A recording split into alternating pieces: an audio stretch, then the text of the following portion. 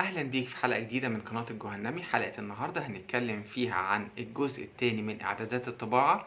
كنا أخدنا في الجزء الأول إعدادات المارجنز أو الهوامش الخاصة بإعدادات الطباعة.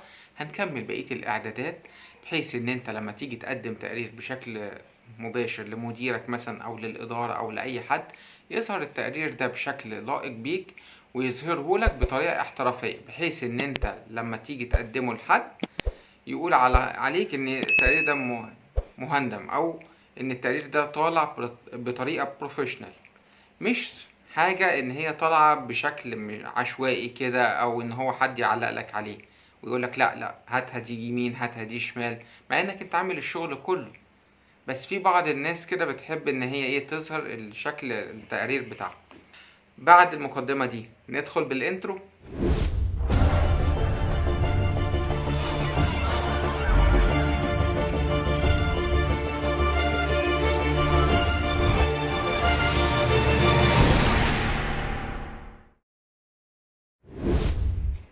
حلقة النهاردة زي ما قلنا في المقدمة هنستكمل الجزء الخاص بإعدادات الطباعة، وزي ما احنا قلنا في الحلقة اللي فاتت ان هي موجودة في حاجة اسمها البيج لاي اوت، وبتختار من هنا المارجنز وهتختار كاستوم مارجنز. وزي ما احنا شفنا في الحلقة اللي فاتت اللي هي هوريزونتال وفيرتيكال، ان انت عايز تظبط الصفحة بتاعت حضرتك في المنتصف ما بين فوق وتحت ويمين وشمال. تمام. نيجي هنا بقى الجزء الخاص بالبيج، ودي عندنا فيها حاجة جميلة أوي اسمها اورينتيشن دي اللي هي توجيه الطباعة. حضرتك لما بتيجي وانت ماسك ورقة، لا إما بتلاقيها بشكل طولي، يعني بتلاقي الطول بتاعها هو الغالب في الورقة، تمام، أو بشكل عرضي زي دي. الطولي اسمه بورتري والعرضي اسمه لاندسكيب. تمام. لو انت ضغطت على لاندسكيب وعملت برنت بيرفيو، هتلاحظ هنا ان الصفحة بقت بالشكل العرضي ده. تمام. طيب لو حضرتك جيت هنا من هنا برضو قمت يعني عشان بس ما نرجعش تاني وقمت عاملها بورتريه، هتلاحظ ان بقت الشكل طولي. عظيم الكلام. وتقدر من هنا، ده الاوبشن بتاعها، بورتريه ولاندسكيب. طيب تقوم انت ده راجع تاني، احنا معانا الصفحة دلوقتي بورتريه. نيجي للجزء ده، والجزء ده حاجة اسمها adjust to ده بقى الصفحة بتاعتك هي 100%، بتساوي مساحتها 100%. يعني تعالى كده، لو احنا دوسنا كنترول بي، دي كده مساحة الصفحة اللي هي 100%، اللي هو الجزء ده وليس الجزء ده، مش الجزء الكبير اللي هو الجزء الصغير. تمام. لو حضرتك جيت هنا وقمت جاي في البيج، طبعا احنا عايزين بس احنا موصلينها يمين وشمال، وعايز اكبر الكتابة بحيث ان هي ما تبقاش صغيرة، هتقوم انت جاي هنا كده ودايس على كده مثلا مخليها 145 وعملت برنت بيرفيو، هتلاحظ ان انت عندك ايه، الصفحة زي ما انت شايف كبرت كده. بص. طيب احنا دلوقتي عايزين ان احنا نقللها شوية. لو ضغطت هنا على بيتش سيت اب قمت منزلها شوية خليتها 125، هتلاحظ ان هي الصفحة بقت كبيرة، واخد بالك، واخدة مساحة كبيرة.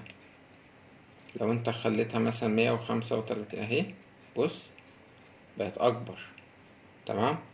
طبعا هي بتعمل الحركة دي نتيجة ايه؟ نتيجة المارجنز، فانت لازم تقلل المارجنز بتاعتك. تقللها منين؟ ممكن تجيبها من هنا كاستوم مارجنز. خد بالك انت ممكن تجيب من خصائص الاكسل من كذا اتجاه، وتقوم منزل كده وتقوم مقلل المساحة بتاعتك، وطبعا التوب بتاعك تقلله والهيدر تقلله. تمام. والفوتر. لما تدوس اوكي، لاحظ كده انت عندك ميم، تاريخ او مسلسل، تاريخ، اسم المندوب، المبيعات، وفي جزء تاني ناحية ايه، الشمال. لو ضغطت اوكي كده، بص جاب لك الصفحة كلها، قدر يجيب لك الصفحة كلها في حتة ظريفة أوي. فانت لاحظت كده ان هو عمل لك ايه، ان هو جابها لك بالشكل ده. قدرت ان انت تكبر 135% وفي نفس الوقت ايه، قدرت تعمل اللي هو موضوع المارجنز بتاعك. ولاحظ كده لو انت ضغطت هنا اوكي جابها لك بالظبط، يعني او قرب بالظبط. ممكن نخش في الاوبشنز، ودي اللي هي الحتة الخاصة ب البورتريه واللاندسكيب وشوية خصائص كده احنا ممكن ان احنا نظبطها من بره. في بعض الحاجات زي الاوبشنز ده، في عندك حاجة اسمها بيج سايز. بيج سايز ده الورق الطباعة بيبقى ليه سايز او ليه مساحات. في عندك حاجة اسمها ليتر، تمام، وفي بعض الحاجات زي ليجل وستيتمنت والكلام ده كله، و A3 و A4. لو انت بتشتري الرزم ورق هتلاقي عندك حاجة اسمها A4، ورق ال A4. هات ورق A4 يا فلان من الشركة، هو ده ورق ال A4. احنا في مصر بنستخدم حاجة اسمها ورق ال A4، هو مقياس تمام للورق. طبعا بيبدأ من A5. A5 دي اللي هي لو انت مسكت ال A4، ورقة ال A4 دي بقى حاجة ليك انت، اوبشن او حاجة ليك انت في موضوع الطباعة، كتير من الناس يجهلوها. الورقتين ال A5 لو حطيتهم قدام بعض هيديك ورقة A4 بنفس الأبعاد. لو حطيت ورقتين A4 هتديك ورقة A3 وهكذا A2 و A1 معايا، اللي هو الفرش. عظيم. وتقدر تشوف أبعادهم لو أنت ضغطت على جوجل وقمت داخل على جوجل وشفت أبعاد اللي هي الورق ده، هتلاحظ إن الكلام اللي أنا بقوله لك في المطابع. أنت عندك مثلا لما بتيجي تطبع بتطبع هم على 3 أحجام. لما هبسطها لك برضو مرة تاني، لما بتيجي تصور ورقة البطاقة بتاعت حضرتك اللي هي الرقم القومي، بيصورها لك على ورقة صغيرة كده بتبقى نص ورقة ال A4. لو انت حطيت ورقتين منها بتساوي ورقة ال A4، او بيصور لك على ورقة A4 وبيقطع لك النص بتاعها لو انت ايه مكنة من الحاجات القديمة، لو هو ما عندوش ورق ال A5. ورق ال A5 بيبقى نص ال A4.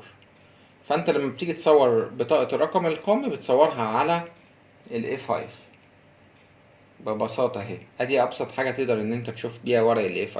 ال A4 لما حضرتك بتروح عند اي مكان تصوير او مكان طباعة وانا عايز اصور الحاجات دي، بيصورها لك على ال A4.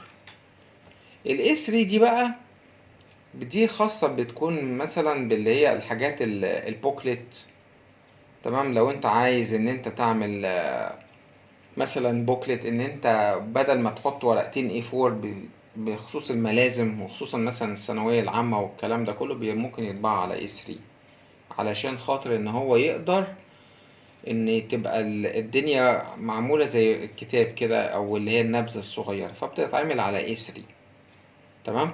وبرضو الناس اللي بتستخدم ال A3 اللي هم الناس المهندسين والناس اللي هي اللي بتعمل خرايط زي خرايط المساحة والكلام ده كله، بيستخدم برضو ال A3. ال A4 هي أغلب الاستخدامات اللي موجودة عندنا في مصر الورق ال A4. لكن في أمريكا هما بيستخدموا حاجة اسمها الليتر، تمام. ده الفرق ما بيننا وما بين مثلا دولة زي أمريكا. احنا هنا في مصر أغلب الورق اللي بيجيلنا بيبقى مساحات A4، وده اللي انت هتشوفه موجود عندنا في طباعة. فانت هنا من هنا هتختار ال A4 علشان تطلع لك بالظبط زي ما انت شايفها على شاشة الكمبيوتر، تمام. لو انت عملتها على لتر وسبتها على لتر عادي هتطبع وكل حاجة، بس مش هتبقى بالظبط زي ال A4. عشان تستخدم الاستخدام الامثل بتاعك لازم تخليها A4. نيجي هنا للاوبشنز اللي بعده، حاجة اسمها بيج كواليتي، وهنا 600 دي بي اي اللي هي حاجة اسمها دوت بير انش. دوت بير انش دي يعني 600 نقطة في الانش نفسها اللي هي البوصة معايا، ودي مش هتفيدك كتير يعني. هي كده كده زي ما انت شايف كده ان هي الديفولت بتاعها هي 600 دي بي اي. تمام. هي بتستخدم اكتر اللي بيتفيدهم اللي هم الناس اللي بتطبع صور، علشان كل لما بيزيد الرقم ده اللي هي 600 1200 الكلام ده كله في البرينتر وفي الاعدادات بتاعتك، كل ما كواليتي الصورة هتبقى احسن. طبعا لو الصورة مش مبكسلة او ما فيهاش بيكسلز، لو الصورة كويسة مثلا صور من الصور ال 4K 8K الكلام ده كله، هت كل لما بتعلى بالمعدل الطباعة بتاعك كل لما هي بتبقى افضل ليك. وطبعا بتعتمد برضو على البرينتر. انت بتشوف من اعدادات البرينتر ان انت بتشوفها حاجة اسمها، بتشوف قوله هي الدي بي اي بتاعها كام. تمام. هي بتبقى موجودة مكتوبة عليها ان هي بتوصل ل600، بتوصل مثلا لاكتر من كده. تمام. بتقدر ان انت تشوفها منها. فاحنا في الجزئية دي اخدنا البيج واخدنا ايه المارجنز، ونستكمل الحلقة القادمة ان شاء الله. وزي ما شفنا في حلقة النهاردة ازاي انا بعمل بعض الاعدادات اللي هي الخاصة بالطباعة. ياريتك لو عجبتك الحلقة تضغط لايك للفيديو وتعمل سبسكرايب للقناة علشان تشوف بقية الحلقات. ولو انت محتاج اي حلقة اكتبها لي في تعليق، او انت عندك اي سؤال اكتبها لي في تعليق وانا هرد عليه. ولو الموضوع تطلب زي ما بقول كل مرة اكتر من حلقة انا هعملها لك. سلام.